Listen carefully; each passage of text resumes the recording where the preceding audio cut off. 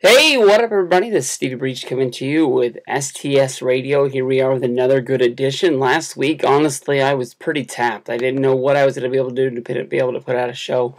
I got together with DJ JOD over there, and I said, "Yo, Mark, I don't think I can do a show. There's no, there's really no wrestling news in the world out there. Basically, TNA is the point where it looks like they're about to fall off the face of the earth. WWE just had a huge pay-per-view. They are moving into another big direction, going into Survivor Series, which is going to be basically Team Cena versus the Authority, and basically there's really not going to be really much anything else that goes on to that show.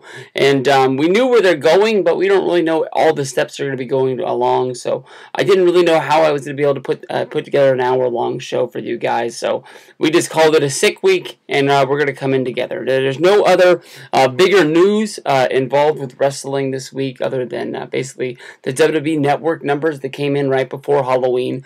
Honestly, you can look at those numbers and you can see that they're drastically nowhere near where they needed to be. Basically, WWE went out when they were, talking to their shareholders and they were getting everything lined up to get this network kicked off, and they had the magical number of being at, 1 year being over 1 million subscribers, and there was a magical number that they thought they could get to with, 2 million subscribers within so many years, and that was when the money was going to start really rolling in and WWE was going to be into it. Another, planet where basically they were just, be able to maybe print their own checks or anything like that. WWE has had some failures. Mostly, if you point towards Vince McMahon, he's outreach in the movies. You can definitely see that the movie division is nowhere near what they thought it was going to be. They started off with Fear No Evil. Basically, that is Kane's movie that came out. From there, they went to Condemned with Stone Cold Steve Austin. Honestly, I thought The Condemned was a good movie. But when I noticed that a Stone Cold Steve Austin movie was debuting in theaters the same day as Spider-Man 3, I said they got some problems. Honestly, if I had a movie and I was going to be debuting it in theaters and that was going to be one of my big movies to get my new movie films division off the ground, Spider-Man 3 isn't the movie that I would be opening up against. Spider-Man 3 is one that's going to attract viewers of all ages. And The Condemned really wasn't going to bring anybody in other than hardcore Stone Cold Steve Austin fans. I know that when Austin has talked about The Condemned on his podcast, he says that it's a damn good movie, and it is what it is. Just nobody really saw it. And it sucks to be that. WWE really went out of their way, and they had Santino and Stone Cold Steve Austin plugging it on Monday Night Raw, and they built that into some sort of a storyline. They made sure everybody knew what was going down. Hell, even with the Kane movie, I mean, they built that into one of the major storylines for Monday Night Raw. I don't really remember how it paid out. I don't think it was what the whole thing with Kane beating up Rey Mysterio, but that's the thing that's popping into my mind right now. But there's been other failures. You can go back to the 80s, when he first tried to get into movies with No Holds Barred. One of those movies that you pop in, they released this on DVD the year before or something like that, and it just, they wanted to make this big Hulk Hogan is a bigger than life movie, and whoever was the one who wrote the script honestly never should have been writing scripts for anyone in Hollywood. When he picks up this dude and just starts shaking the life out of him, threatening to kill him, and then just comes back with, "What's that smell? Is that Dookie?" You are in the wrong line for what's going down.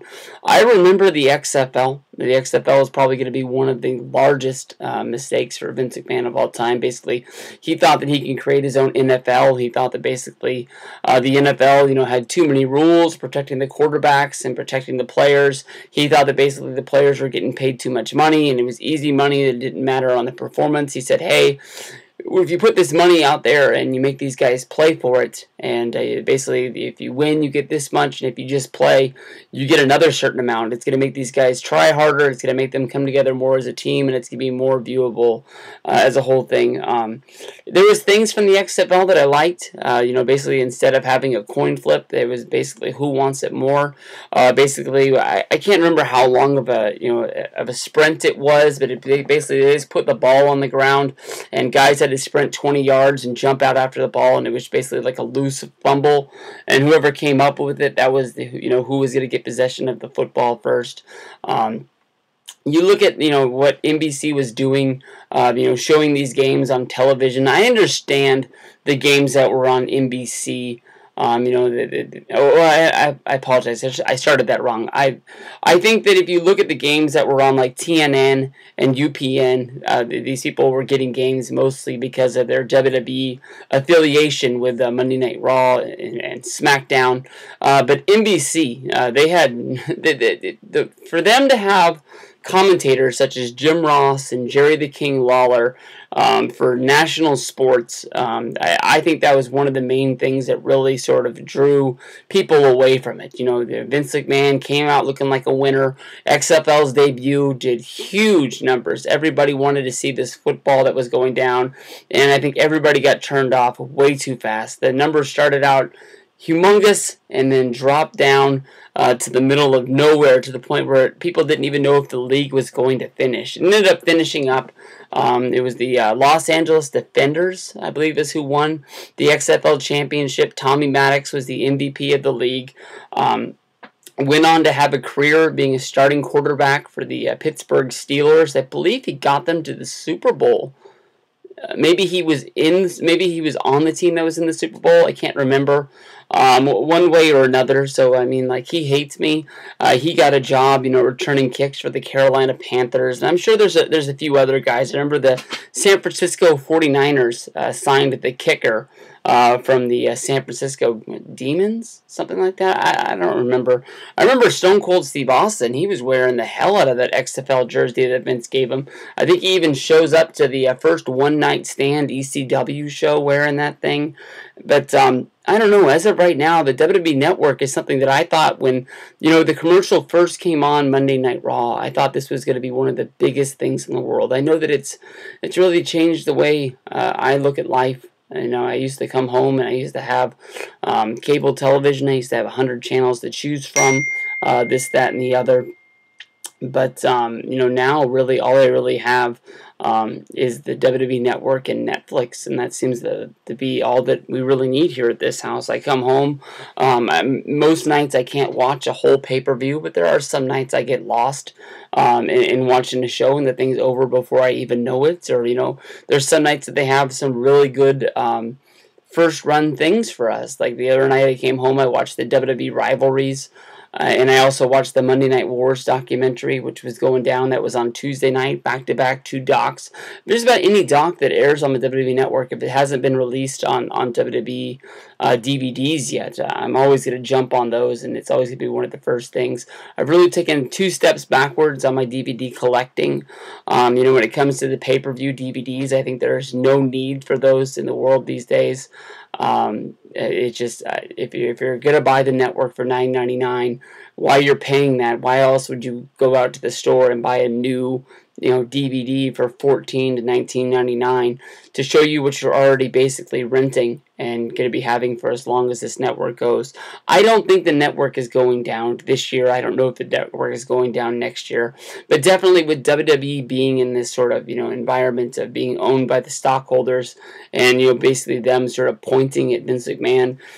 You've all heard about the lawsuits that have been filed from investor firms, basically saying that the WWE wasn't able to live up to the potential of what they said was going to go down, and you've got people calling for Vince McMahon's head, basically saying that he needs to step down and basically put some sort of a real business clientele people in to run the WWE and point them in the right direction to get this stock to where it once was, because this stock, as basically the network was coming together, was firing on all cylinders all the way up until basically I believe it was WrestleMania weekend is when that first number came out, or maybe it was a little bit later. People thought that they were going to be already at 1 million subscribers just with the United States rollout, and it ended up being 650, and then by the time the next numbers came out months later, you could see that number had dropped, and basically as time went on and they rolled out to almost all of the United States, or I apologize, they've already been in the United States since February of last year. I believe it was the 23rd. Since they rolled out to a good chunk of the world, they were only able to grab thousands of subscribers. It's just sort of weird how they can't pull in these people. There's wrestling fans all over the world. Why they don't want to sit down and buy this network for $9.99, I've got no idea. It just sort of makes sense to me if you're a wrestling fan to have this. You can see with the last sort of sit down investment numbers, people are still calling their local cable providers or their local satellite dish people and still ordering WWE pay-per-views for $60 a month instead of buying this network for $10. I can understand if basically they were saying buy the show for $60 and then we'll give it to you for DVD for like $5 more or something like that to add the value to it, but for just $9.99 to watch this over the internet just seems like it's a steal. Every night that there's a pay-per-view, I sit down and I turn it on, and I just, I used to be able to watch, illegal streams on my television. I would hook my computer up via an HDMI cable, and I would watch it, and it would be on my television, but illegal streams are illegal streams. I mean, they're free for a reason. The quality is never really 100% there.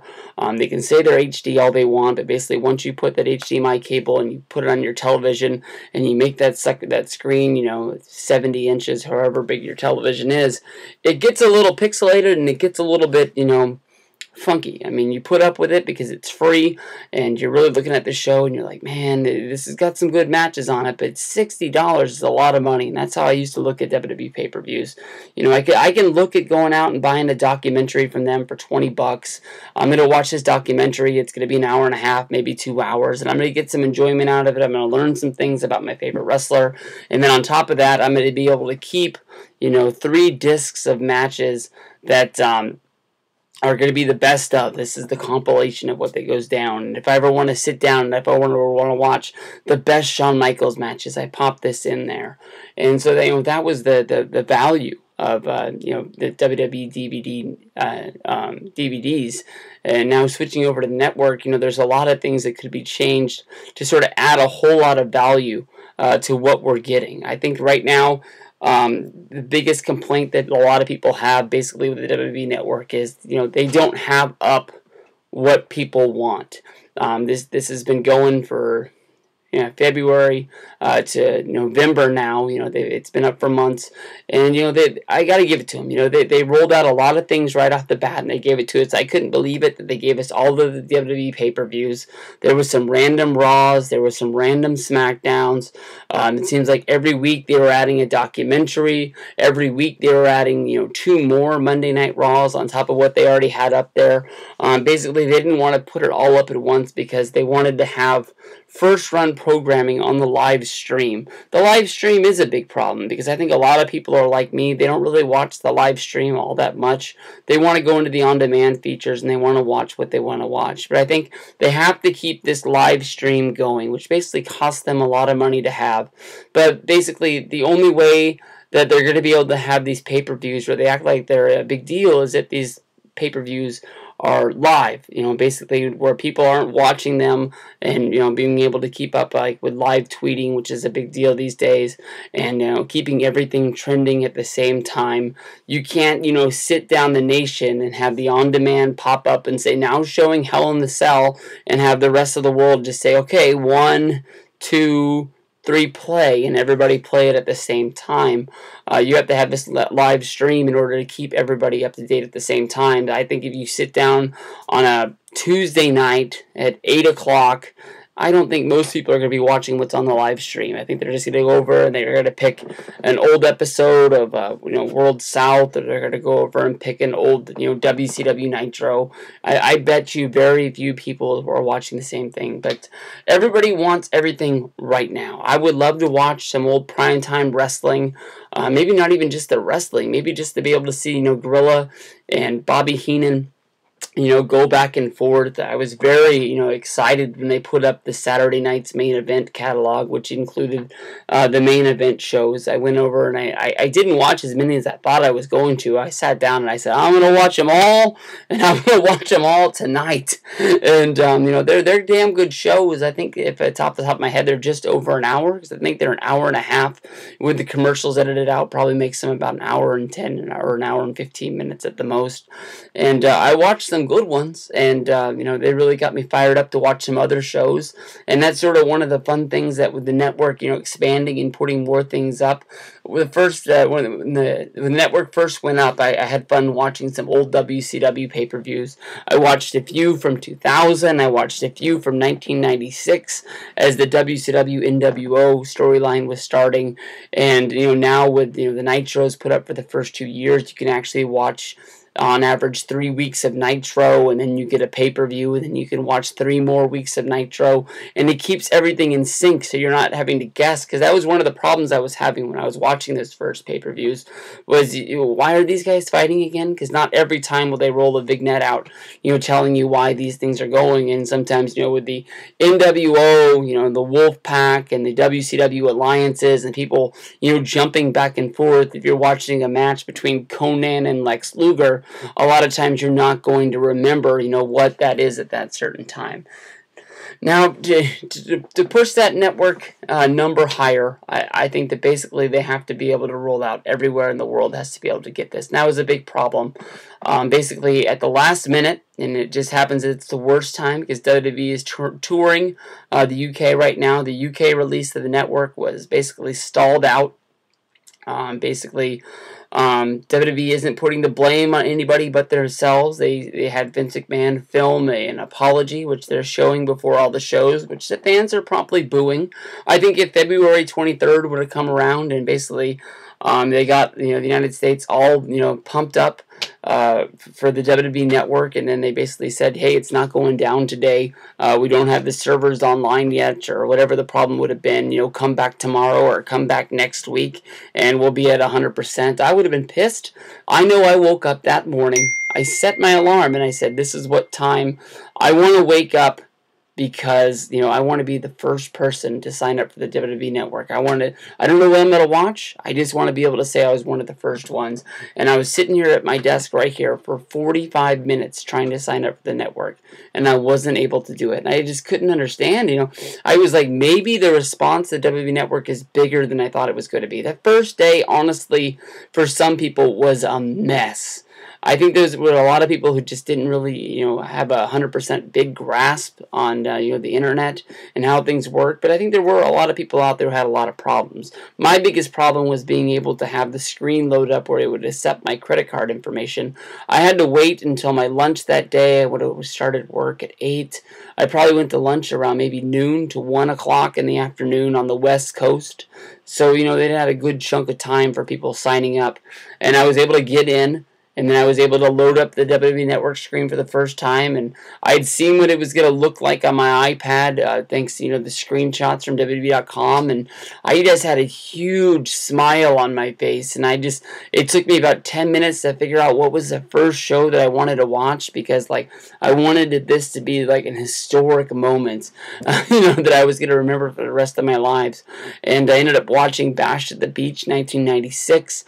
I watched, the beginning opening promo, talking all about WCW being under siege of the Outsiders and how they were bringing their third man. They showed the cops, holding their guns on their sides, basically, as Hall and Nash were in the ring, threatening their bats around. And basically, WCW had chosen Lex Luger, the Macho Man, and Sting, 3 of the big franchise guys, to go up against these guys and teach them who they're messing with, and basically kick them out of WCW. Everybody knows this is the historic spot where Hulk Hogan turns heel and joins the NWO. And I said, this is probably the one moment that's going to top anything from my life that I want to relive right now.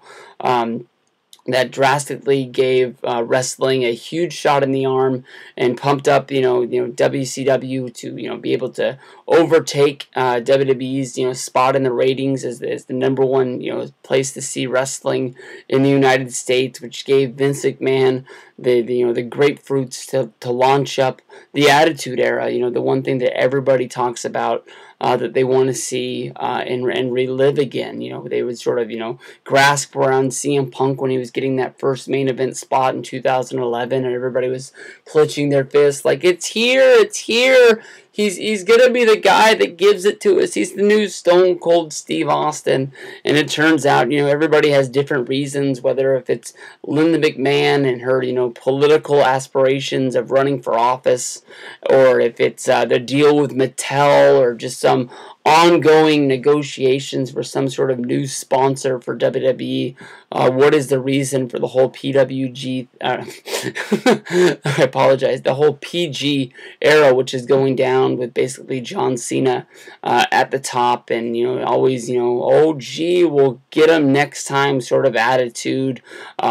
People sort of, have always sort of reached out saying that the reason why WWE isn't good anymore is there's no curse words or sex references or blood in the ring, and there's a reason to go against every single one of those things, which is probably a reason why if you give those three things, it's not going to make wrestling better in the long run. One of the reasons that I really started to go against TNA was during their rise, was basically they saw that WWE had gone PG, and they wanted to go against that. They wanted to be the alternative. So basically they just started swearing on Impact because Spike TV didn't care. And it just seemed like they were just swearing to swear. Kurt Angle was saying, damn it, and shit, and all sorts of stuff. But the one thing that really just sort of made me change the channel was Mr. Kennedy. Basically, or I guess he'd be Mr. Anderson, and he was apologizing for turning heel on Jeff Hardy, and he was turning babyface, and this was supposed to be the start of his big run. And, they sold some t-shirts and some hats with this promo, but they turned me off. I mean, I still watched him, but at the time, it was when I sort of took a step back. I was all in on them, but it was just like, I know what they're doing, and I don't like it. And it was just basically Mr. Anderson. He just said asshole like maybe 10 times in a minute. Just apologizing to Jeff Hardy, and I wasn't feeling it. It just wasn't for me. Kurt Angle would get all fired up, and he'd be yelling about getting screwed about this, that, or the other, and he'd be yelling all sorts of cuss words, and it just wasn't for me. It's the alternative to WWE, and you can say everything about, John Cena going down and drinking milk for his promos and whatever you want. But I don't know. The things that the WWE can do to sort of, get more people in there is stuff that you saw with what they did on, like, Monday night. Make things on the WWE Network exclusive to the WWE Network. You've got documentaries on there.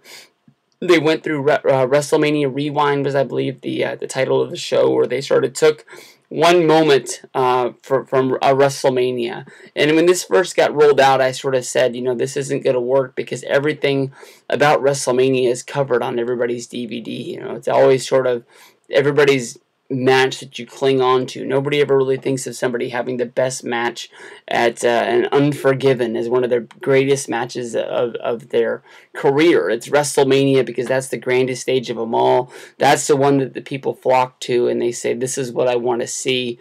You get 70,000 people all in one arena, and you have the whole town just buzzing with wrestling.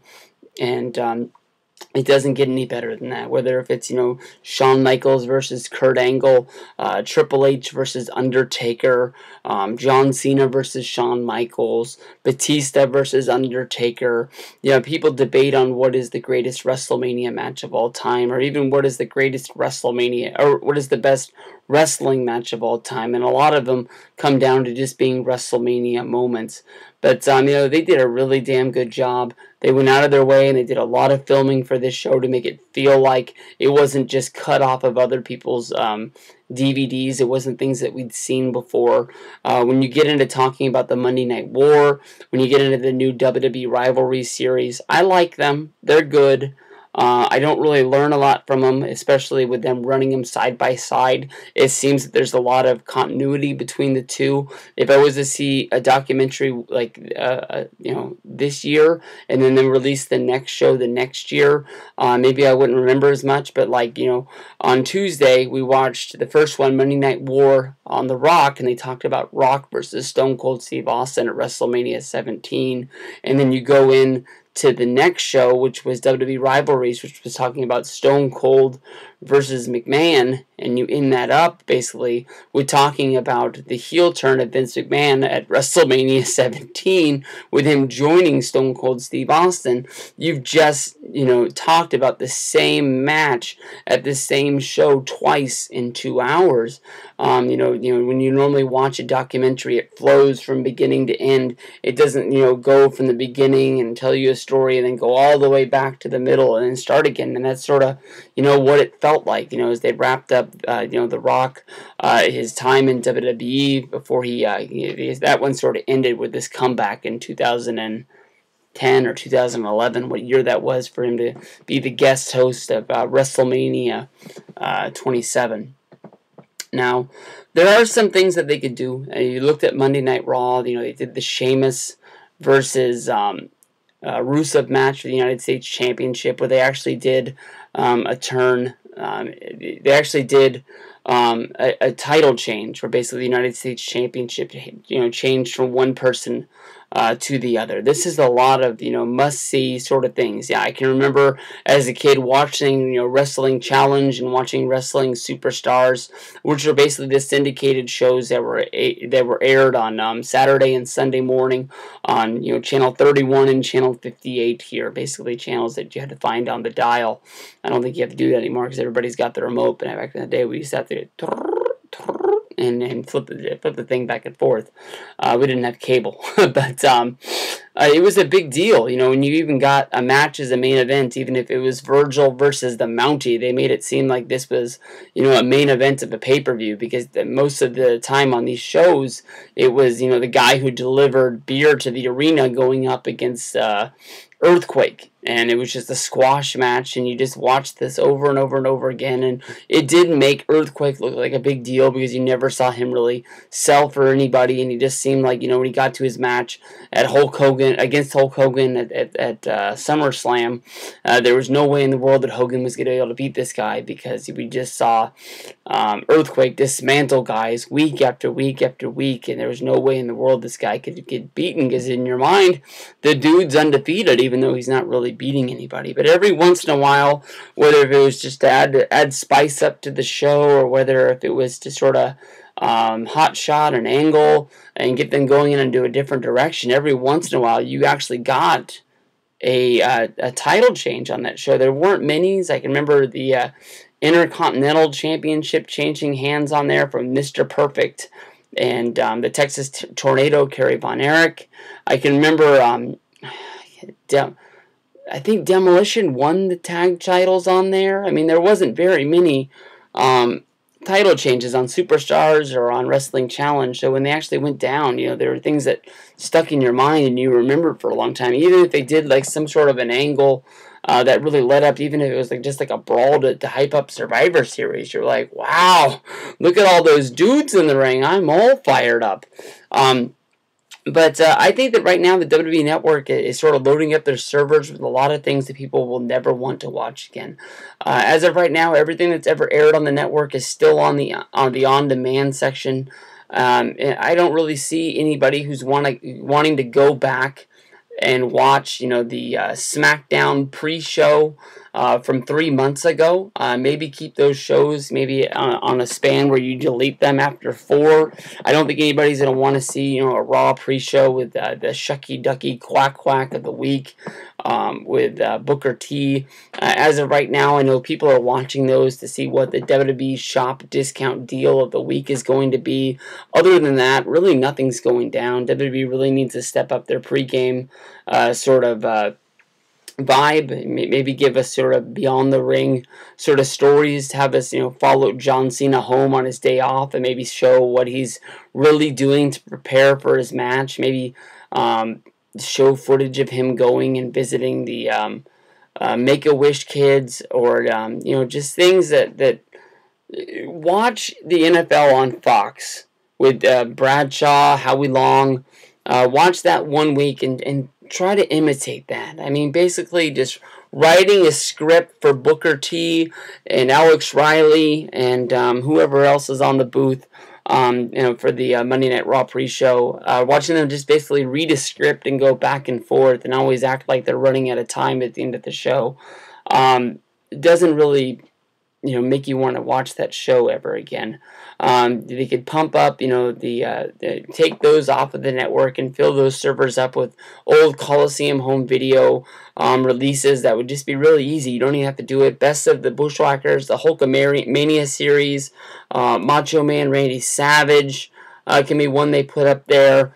They have all of these old tapes that are already all made. All they have to do is just load them up and put them up on there. I know that they can't give us everything all at once. I would love to see some live wire on there. I would love to see Shotgun Saturday Night. This is a show that I never got to see, but that I've heard is a very, very different kind of shot wrestling show, especially for the WWF, which is all about production. If you watch Lucha Underground, that's probably the one thing that you can really see that looks a lot like the Saturday Nights Shotgun Saturday Nights set, basically where these were held in nightclubs and in bars, anywhere that they can set up a ring in New York City on a Saturday night and shoot live is basically where they would do it. WWE Network to me is one of the best things in the world. I love it. I started watching the Survivor Series 1987 for no apparent reason the other nights. I watched almost half of the show, and I didn't get to the point where Hogan comes out yet. But just reliving these moments of my childhood is just an awesome idea. I know that people are really flocking to the WWE Network just to basically get the pay-per-views, but I think that if you sit down, there's a lot of stuff on there that you can get your money's worth out of. But then again, most people aren't going to be like me, canceling their cable subscription or wanting to watch wrestling every day of the week. There's enough free wrestling on television, whether if it's on Monday Night Raw on Monday, you got SmackDowns moving to Thursdays. Let's face it, nobody's really going to watch superstars. There's a few people out there who are really hardcores who watch main events, but NXT should be one of the really, really strong points tonight. You got the debut of Prince Devitt. He came out to help out his buddy Kenta, who's the two of the new young guns for the WWE and NXT, and these are the guys that you should be really tuning in to see what's going on and what is the future.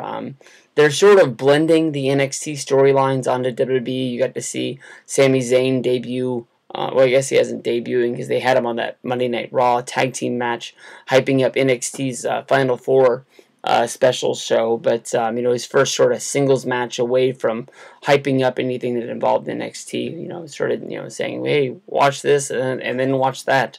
But you also have got the Tyson Kidd and Natalya storyline, which is bleeding through over there.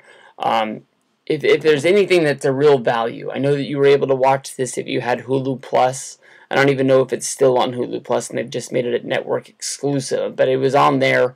And Hulu was actually paying WWE to air the show. I don't know if they stole it away or if it's still on there. I mean, this is the show where you get to watch the guys before they come up, and there's lots of stories basically saying that the people that they have down there in NXT, whether if it's the Ascension or Tyler Breeze or anything else, there's stories saying that nobody's going to be debuting, nobody's going to be coming up until then. And you can see that the WWE had major stars with the Shield.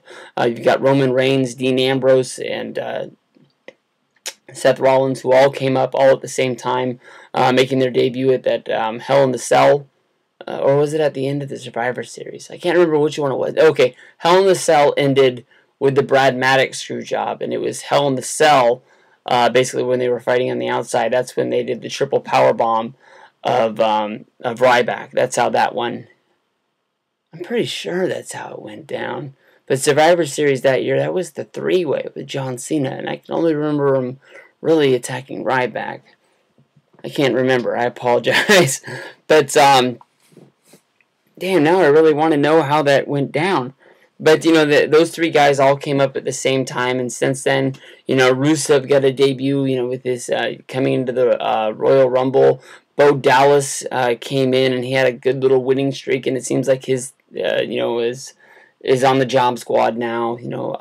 Alex Rose came up, and he seemed like he was going to be a real big deal because he got a whole lot of hoopla with his new sort of gimmick on NXT, and then once he came and he debuted after WrestleMania this year, he fell flat to the point where he's turning on his bunny on a SmackDown and going in the direction of being a heel and seeing what's going down. There was talks of Rose, being the new Santino. I guess that's not going to pan out, and he's not going to see it. WWE has all these guys under NXT, and if that's not one reason to watch the network, I got no clue. If they could go in a direction where they want to spend money to try and make money with the WWE Network, you could always start with sort of special shows that are be like bringing back Saturday night's main event. But then again, you're trying to make money off of this with the network. You're going to have to find out with no TV deal in place, whether if it's NBC or USA, anybody out there helping cover the cost of renting an arena. Are the fans and the tickets going to be able to sell enough to where people can get paid off the show, whether if it's for the production people or security personnel or ticket takers, the cotton candy vendors? Is Vince going to be able to show a profit off basically making these shows network exclusive? I know that people have always bought the pay-per-views, and that's been a real big money maker for WWE. But now instead of getting that, I think when you talk about pay-per-view buys, it's a 40-60 split. Believe it or not, the pay-per-view company takes more money than Vince makes when he goes out of his way and he airs these shows, and basically all they are is the provider. Vince is the guy who has to pay the wrestlers. Vince is the guy who has to pay the production people, the director himself. All they really have to do is just put the content over the air and make sure that people buy the show and collect the money for it. Pretty much, then they mail the cut to WWE. It just sort of seems unfair. And Vince has bought that number for years. It was lower when they first got started. I've always thought when you bought the pay-per-view, if it was a $60 show, I always thought Vince made at least $50 off of it or something like that. But that's the hard part, for WWE, and you don't really want to see them making it where the shows are longer. My buddy Ravi said that it was a lot of wrestling and a lot of people were leaving during the Sheamus versus Rusev main event. Basically, they had sat through too much. You sit them through the pre-show, you sit them through 3 hours of Raw, and then you want to watch one more match. You're over the 4-hour mark. I don't know. I love wrestling. I went to a SmackDown taping, which consisted of Superstars, main event, 2 hours of SmackDown, and I don't know. I thought that show was the longest show in my life that I ever went to, and that even had a Rock and CM Punk promo, and that was sort of like almost in the middle of the show. But by the time Big Show and Alberto Del Rio were battling, even though it was right in front of me at the announce table, I just was like, I'm ready to go, dude. I need a nap. This is West Coast. It's not even that late, but we've been watching wrestling and giving it our all for just way too long tonight. And it even made it weird when they did the Ryback versus Cesaro match for main event first, because that's sort of like a big match at that time. With both of these guys being a big deal, you're supposed to get really into it, but we didn't even get a dark match to sort of get us started for the night. It's just hard to go from 0 to 100 and then sort of, come back down and then come back up when you're starting your SmackDown taping to make it seem like we're all really excited to be in Sacramento for the show, because, of course, they do openings for each show and they want us to be as pumped up as we were for the last one. Except for that, I don't know, you can't cut off the pay-per-views and basically say that you can't buy it, because people are honestly still buying it that way. But that might be one thing they might want to look at. I mean, if the WWE Network is the only place you're able to see Survivor Series, are you going to sign up and try and see it from there and then be able to keep it all the way to TLC and everything else? Because as you saw with last year's WrestleMania, I know that it was sort of like the rollout. It was the first show. People were scared to be sitting down and watching the WWE Network, and whether if they had people over or whether they just wanted to keep up and be live, they didn't want their network to kick them off. They didn't want to get dropped. They didn't want to glitch. They didn't want bad audio. They didn't want bad video. I can remember WrestleMania 29. We were sitting at the house and we were watching. It started going bad whatever match was before the CM Punk and Undertaker match. But all I remember is the audio just got really, really bad. And it got worse as time went on, even with CM Punk's intro coming out with the live music of Cult of Personality. Basically, I didn't know what to do. I didn't know if I changed the channel, when I went back to the channel, if the pay-per-view was going to drop and we were going to have to order it again, and we were going to, I knew it was fucked up. Miguel and Zach were over at my house. They knew it was fucked up. They didn't want to say anything to me. You don't want to call the host out and basically be whatever. But as a host, you're trying to make everything the best for your guests, which are over at your house. So I didn't know what to do. But it got to the point where I had to change channel. I pressed up and then I pressed back, and it took at least 10 seconds, which felt like an eternity to me. For the show to kick back on, and luckily enough we were able to watch Undertaker and CM Punk, and we were able to watch John Cena and The Rock with no more audio glitches, but it was messed up, and I didn't know what to do. But basically, people paid for the pay-per-view, $70 HD, when all they had to do was just turn their network on, and for $10 they could have watched the same show in the same time, and you could even watch the replay, because the replay was basically up like that.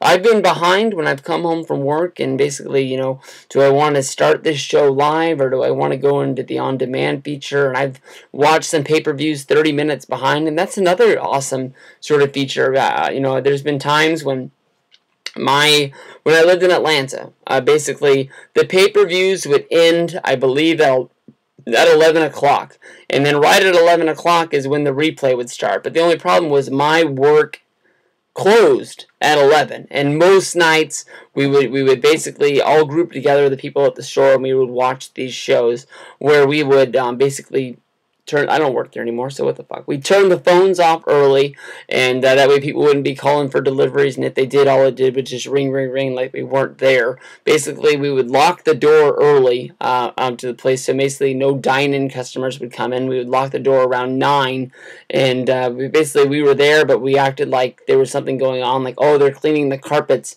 I apologize, you can't come in, we're closed for the night.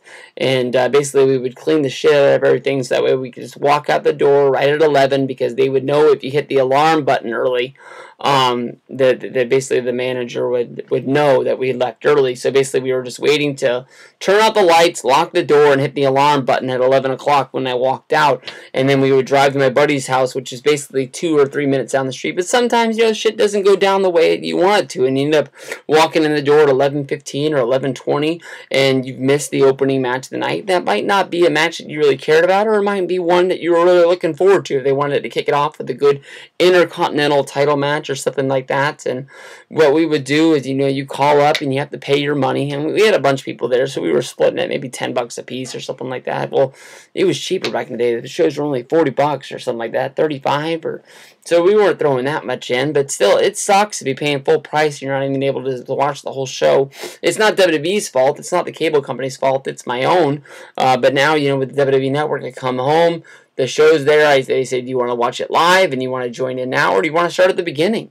Fuck, why wouldn't you want to start at the beginning? You'd be able to see the whole show and not be able to miss anything that's going down. I don't know. You guys tell me what you guys think of the WWE Network. I think for $10, it's a steal that I can press a button and watch just about anything I want to. My buddy Jeff, he says that he's watched everything on the network that he wants to. He's recently basically canceled his subscription. He's not really looking to jump back in. He's not a big fan of the wrestling product of today. I don't really even know if he watches Monday Night Raw. I think he follows us still on Twitter, to the point where if something really big goes down, he knows about it, and he's able to talk to us about it, but nothing's really jumped out to where the point of he has to get back on to watching Monday Night Raw week in and week out. He just wanted to relive the Attitude Era. He wanted to relive like the SmackDown Ruthless Aggression Era. He said he wanted to watch those SmackDowns, and they just haven't uploaded any of them from the years that he's wanted to. So he just basically told the WWE Network, peace out, I'm done. He hasn't paid the bill in a little bit. He's not one of those people that got the glitch where basically after you canceled, it still stayed on and there hasn't been any problems. He said that he canceled his account and basically he was done the second he pressed the button. But there are some people that have some glitches out there like that. Everybody out there seems like they have a hell story about the WWE Network. I really haven't had any problems. But I think it's a value to me. It should be a value to you guys as wrestling fans. Hell, I mean, like, this is 45 minutes in. If you guys like wrestling enough to watch a 45-minute Stevie Breach video or listen to this on STS Radio, I don't see how you couldn't be network people. I think there are things that you could be putting up there, like I said earlier, the Coliseum Home Video Collection. Seems like it'd be something really easy to upload and put onto the servers where people could watch them. They've been doing really good at rolling out the Beyond the Mat documentaries about the wrestlers. They've seemed to pick one and they upload about one a week. It seems like it started out with the greatest rivalries of Shawn Michaels versus Brett, the 1 hour sort of sit down talking about that. You've seen the Big Show. They've put the Hardys up there. They've put just about all of them that I can think of. But every week one comes out and I'm like, wow, yeah, there is that one. Nothing that's really jumped out because I have them all and I've had them all for years and I've seen them all countless times. But they'll figure it out. They'll figure out the next best thing. This week is going to be ECW week. If you tune in after Monday Night Raw, there's going to be a 1 hour Q&A, basically where fans are going to be tweeting in and emailing questions to Paul Heyman and Joey Styles, and they're going to talk all about their time in ECW. I'm hoping that these questions are... I want them to be filtered, but I don't want them to be too filtered. I want to hear some stories that basically... we've never seen before. I think Paul Heyman is a guy who knows if he's on live TV, he can take some chances. The question is whether he wants to take these chances. Paul Heyman's a guy who's always going to have a place in WWE as long as Brock Lesnar is there. I think Brock is the only reason why Paul came back to be a part of there. And, of course, then he had the run with CM Punk, and he's done some other things along the way. Of course, with Cesaro and Ryback. But... he probably knows that, with all things pointing towards basically at WWE at WrestleMania this year, Brock Lesnar is going to be walking away. Maybe he'll be going back to UFC. Basically, he knows that they need him for this run, and then once that's done, they might not need him anymore. Maybe they'll call him for an ECW documentary if they do ECW Volume 3 or something like that. But I don't know if what they're going to need him for on Monday Night Raw television. I think that he's got enough companies, as you figured out from watching the Paul Heyman documentary by now, that basically he can live his life away from being involved in wrestling. I think he likes getting the check. He likes, building onto the legacy that's there. Basically what I'm getting to is I'm hoping that Paul Heyman will take some chances with these questions, knowing he's on live TV. They could bleep him, but are they really going to bleep his whole story if he tells the story of maybe Sandman dying on the way to the show that Tommy Dreamer told on the Stone Cold Steve Austin podcast? Basically with, I think it was Raven showing up saying that Sandman was dead, only for him to come back to life, or something like that. I don't think Paul cares about ECW the way a lot of other people care about it. I think that he'll talk about it in great detail, putting it over, at the same time putting himself over. But I don't think he's at the point where he's not going to tell stories that the fans want to see. I think he is a person who definitely connects with them because that's how he started out. From watching the Paul Heyman documentary, you can see that he... he started out as a fan who wanted to get all access, so he sort of pushed his way in as a photographer. getting connections with Vince McMahon Sr., building that up to meeting Dusty Rhodes when he went down and took pictures of a center stage show that Dusty Rhodes was in charge of. He actually just went and sat down in the booking room and said that he wanted to learn from Dusty Rhodes. Just small stories that you pick up from the Paul Heyman documentary if you haven't seen it yet. But that's what I'm hoping for. I think Joey Styles is the guy who holds on to his job with the .com very tightly. I don't think that his stories will push the envelope, and maybe he's there to try and swing Paul Heyman away from telling a story like that, but that's what I'm looking forward to. There's always things that could be good in the foreseeable future with the WWE Network, and that's what I'm holding on to. Let me know what you guys think by hitting the comment button below or going over to Twitter at Stevie Breach. I'm not a hard guy to get a hold of, and we'll see you next week with STS Radio. Peace out, everybody.